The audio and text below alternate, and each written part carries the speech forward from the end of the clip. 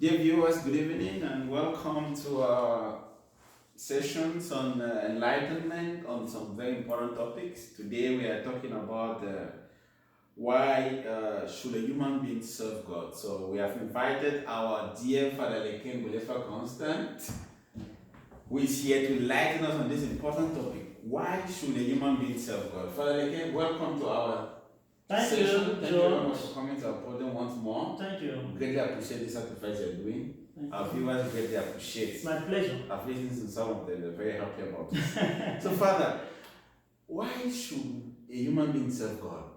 What are the, some people have been wondering, what motivation can you really elucidate or convince someone who has no desire to do anything for the community, to go to church, to serve God in his neighbor?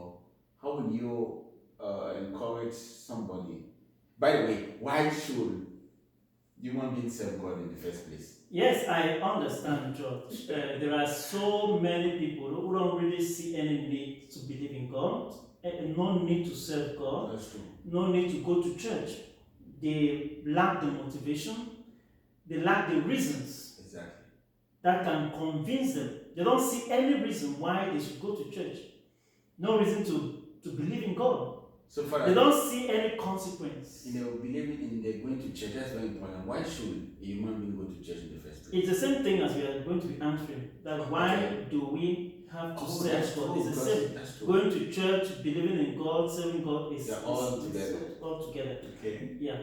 So I want to give you certain reasons that are the basic reasons why a human being should serve God, why a human being should believe in God, why a human being should go to church. Okay. Yes, and to serve God. Please, very happy to listen to this. First reason is that you need to serve God because God created you.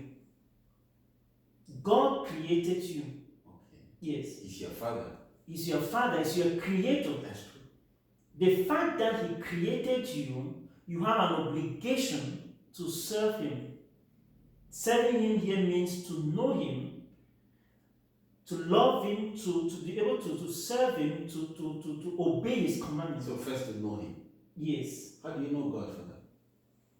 Yes, so know God by reading his word and so on, and getting to seek him. Okay. Yes, so the first reason, as we have said, is because God created you. If for no other reason, the fact that God created you, you ought to serve him. Second reason is that he preserves you in being. God has not only created you, but he is keeping you in being. It's different. Sustaining you? It's exactly sustaining you. Okay. Creation, the act of creation, is different from the act of sustaining or keeping you in being. Because he can take that bread away from you anytime. So the fact that you keep living, he is sustaining and keeping you.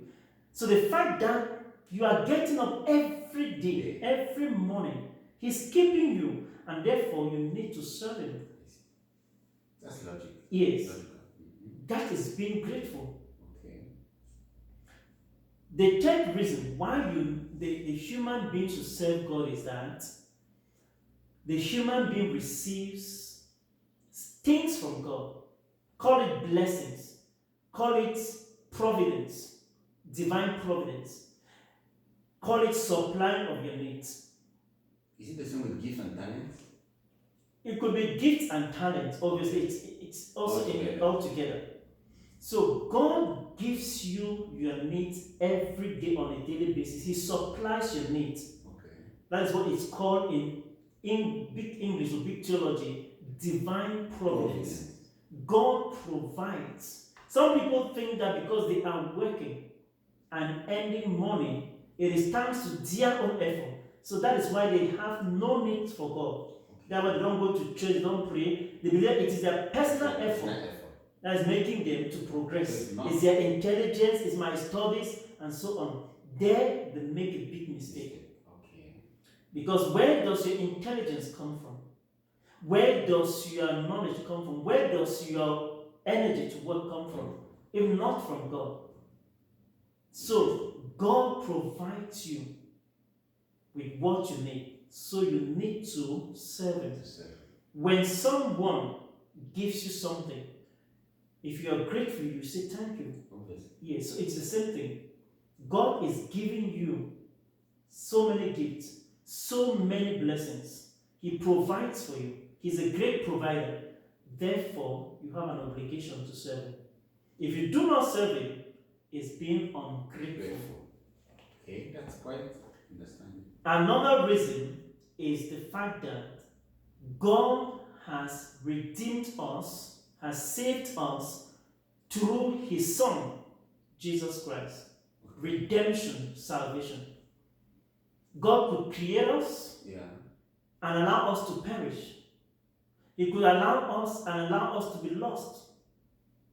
But out of love for all of humanity, the whole world. John 3:16 says, "For God so loved the world," the whole world. He doesn't love only you or only believers, everybody. He sent His Son to save us from the power of doing wrong and from sin. So that is another reason to serve Him.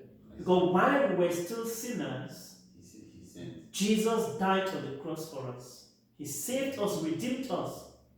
So what more is there than to serve God? Another reason is that there is reward after life. After this life. After this life. So you mean before even we come to the afterlife. Another reason to serve God is that there is death. This world is so short, it's so brief, that we all are going to die sooner or later. It is the way of all the earth. So because there is death, you should be able to know that you have to serve God. Because you are not an eternal being. You are mortal, you are going to die. From dust you came, and unto dust you shall return. So that is another major reason for you to serve God, because there is death. So far, there's going to be an account. Is there going to be an account? That takes us to another reason why you should serve God. There is judgment after death. Yes. After death, there is judgment. Every single person is going to give an account of his or her life he spent on earth before God. Yes. So there is the giving of account, and you must give that account. What you did in the flesh, what you did in this world, you are going to be judged by God. It is appointed unto all men to die once, and after that comes judgment. So you cannot live anyhow, because there is an account to be given. Yes, so that is another motivation why we should serve God, because you have to give an account. Yeah. It's not as if you just live anyhow and then there's no account. No, there is judgment. And there is a verdict for this judgment that leads us now to where we are going to spend eternity. Another reason to serve God is the fact that hell is real. Hell is a place prepared by God for the devil and all evildoers who follow the devil. I see. Yes. It is a place of everlasting punishment for those who refuse to believe in God and refuse to serve Him. Hell is a place of everlasting separation from God. Because since you refuse to serve Him on earth, you cannot live with Him in the hereafter. So it's a Christless eternity, a godless eternity, a place where those who go there shall be separated forever from God's presence. This is serious. Yes, it is solemn and it is very serious. It's very important. It's very important because the life you live determines where you are going to spend eternity. Because the judgment is going to determine where you go. So our lives we live daily is a choice. And we, by living it, we are choosing where we want to go. So some people say, why is God good, merciful, and allow his children to spend eternity in hell? That is a false question. Because the going to hell is chosen by you, not by God. You decide to go to hell by the choice, your daily choices you make. And God cannot refuse you your choices. It takes us again back to free will. He respects He respects your choices and allows you. Your choices have consequences. Yes. So you deliberately chose hell. To go to hell.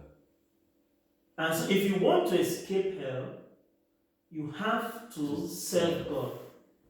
That should motivate you to serve God. And the last reason why any human being should be motivated to serve God is because there is a heaven. Heaven is real. A place, heaven is a place where God lives.